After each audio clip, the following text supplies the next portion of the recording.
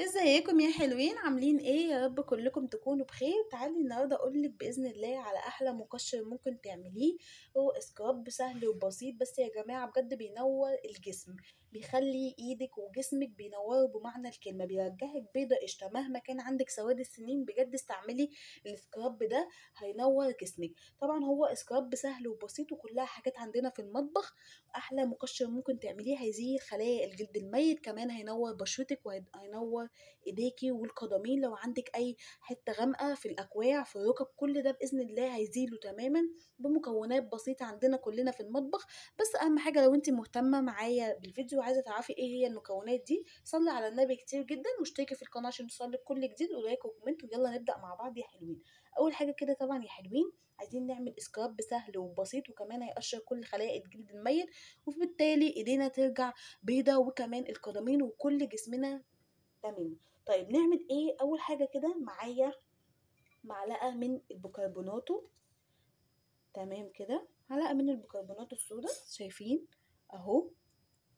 تمام، معلقة واحدة بس، معلقة صغيرة. ممكن تكتري الكمية براحتك خالص، بس الكمية دي كويسة جدا وهتكفي معاكي. تمام، معايا كده معلقة من بيكربونات الصوديوم، بنجيبها من عند العطار يا حلوين. طبعا بتعمل ايه بيكربونات الصوديوم دي؟ بتخلي الجسم بينور، بتخلي جسمك ده يعني عبارة عن بجد قشطة كده، بترجعه أبيض بينور تاني. زائد كمان إن هي بتزيل كل خلايا الجلد الميت. لو عندك سمار في العقل، في إيديكي، لو عندك أي سمار في القدمين، كمان لو عندك الأكواع والركب غامقة فيها سمار، لو انت مثلا بتصلي وحصل لك سمار في ركبتك، كل ده بيزيله تماما بإذن الله من أول استعمال. بجد يا جماعة وهم. زائد كمان المكونات اللي احنا هنزودها إن شاء الله هتشوفي الفرق بعينك. أهم حاجة كده كملي معايا آخر الفيديو، هتشوفي بإذن الله هيعجبك جدا. طيب ومعايا كمان يا حلوين معلقة من الملح، معلقة برضو صغيرة، معلقة صغيرة من الملح الأبيض. تمام اهو كده، وقلب كويس جدا. الملح بيعمل ايه هنا؟ بيبدأ ان هو يشتغل مع بيكربونات الصوديوم على ازالة خلايا الجلد الميت والسمار، فبيبدأ ان هو يزيله تماما، بيقشره. تمام كده يا حلوين، ويبدأ ان هو يزيله تماما، وبيفتح المنطقة جدا اللي انتي بتبدأي تعملي عليها تقشير او سكراب. تمام كده، قلبت كده كويس جدا. انا دلوقتي محتاجه كده حاجه سايله عشان امشي السكراب ده على جسمي، وابدا ان انا ازيل خلايا الجلد الميت دي كلها. معايا معلقه صغيره من الخل، معلقه صغيره كده من الخل او معلقتين، ما تكتريش. اهو شايفين التفاعل؟ بصوا، وهم يا جماعه بجد لما بتحطيه على جسمك بتبداي ان انت تعملي بيه سكراب، بجد بتشوفي قد ايه جسمك بينور بمعنى الكلمه. اهو معلقتين كده من المنظر ده، وهقلب. مش هقلب هدوب، لا انا بس ايه يعني عايزه كل المكونات تندمج مع بعض. تمام كده، انا عايزاهم يعني يكونوا خشنين زي ما هم، عشان لما ابدا احطهم على ايديا او على جسمي او على اي منطقه انا عايزه افتحها، تبدا ان هي يكون خشن، فيبدا ان هو يقشر معايا خلايا الجلد الميت، فتبدا كل ده يعني كل خلايا الجلد الميت ده ينزل، اللي هو فيه السمار، الطبقه اللي فيها السمار، وابدا جسمي يرجع ان هو بلونه الطبيعي وفاتح وجميل. زائد كمان ان هو هيفتح جسمك من درجة لدرجتين تلاتة. بجد يا جماعة وهمجربوها تشوفوا بعينكم، مش عايزة اكلمكم كتير عنه، بإذن الله يعجبكم جدا جدا.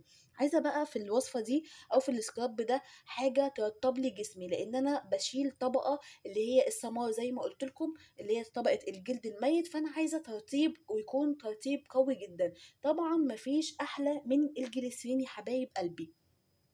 اهو في منكم كتير يعرفوا. اهو الجليسرين ده يا جماعة وهم للبشرة وللجسم، لكل حاجة بجد، ليه اكتر من استعمال.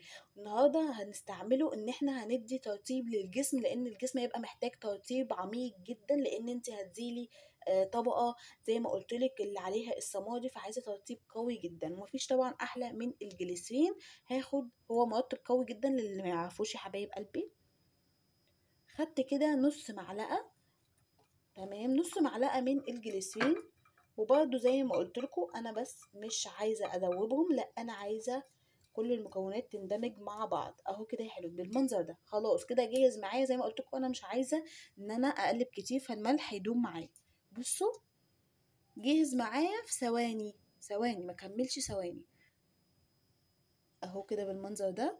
صلوا على النبي لو انتوا وصلتوا معايا لحد هنا. طيب هنبدأ ان احنا نستعمله ازاي. هبدأ ان انا هغسل المنطقة، يعتبر دلوقتي ان انا هعمل لجسمي كله مثلا تقشير او سكراب. طب بالسكراب ده هبدأ ان انا اغسل جسمي كله بمية دافية مايلة للسخونة شوية، وهبدأ ان انا اخد كده حاجة بسيطة منه، وابدا ان انا اعمل بحركات دائريه على الركب، على الاكواع، على القدمين لو عندي فيها غمقان. حتى لو مش عندي فيها غمقان، مهم جدا يا حبايبي ان احنا نعمل سكراب في الاسبوع حتى لو مره، عشان الجلد دايما الميت يتشال، وجلدي دايما يبقى فاتح ومنور كده وابيض. تمام كده يا حلوين، شايفين اهو بحركات دائرية على الأكواع، على الركب، على ايدي العقل.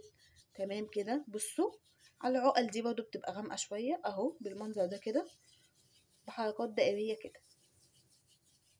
لمدة قد ايه هفضل اعمل كده؟ لمدة من 5 ل10 دقايق هتفضلي تعملي سكراب كده.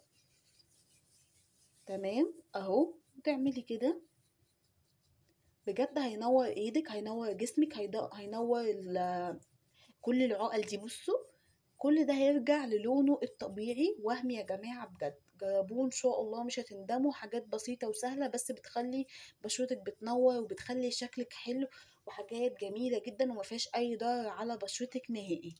وبس كده يا حلوين، لو انتوا وصلتوا معايا لحد هنا يا ريت تدعموا الفيديو باللايك، واهم حاجة تصلوا على النبي طول ما انتوا بتتفرجوا معايا على الفيديو، وكمان اشتركوا في القناة عشان بإذن الله يوصل لكم كل جديد. وبس كده اشوفكم ان شاء الله في فيديو جديد.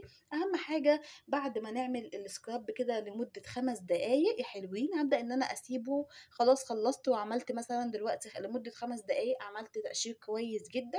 هبدأ ان انا اسيبه لمدة 10 دقايق على ايه، على جسمي كده بالمنظر ده. ال10 دقايق دي يكون طبعا المسام مفتوحة، فبتبدأ ان هي تمتص كل اللي احنا حطيناه على بشرتنا ده. بتبدأ ان هي تديكي نتيجة ممتازة جدا، بتشوفي بياض بجد، بتشوفي جسمك بينور بجد بعد الشاور بتاعك، او بعد ما بتغسلي ايدك، او اي منطقة انت حطيتي عليها السكراب ده. وبس كده يا حلوين، يا رب يكون عجبكم الفيديو. لو عجبكم الفيديو ما تنسوش لايك وتشتركوا في القناة عشان ان شاء الله يوصلكم كل جديد. ما تنسوش خطوة المرطب مهمة جدا جدا. بعد السكراب ده جسمنا بيبقى محتاج ترطيب، لان احنا بنبقى شايلين طبقة الجلد الميت من عليه. اشوفكم ان شاء الله في فيديو جديد، مع السلامة.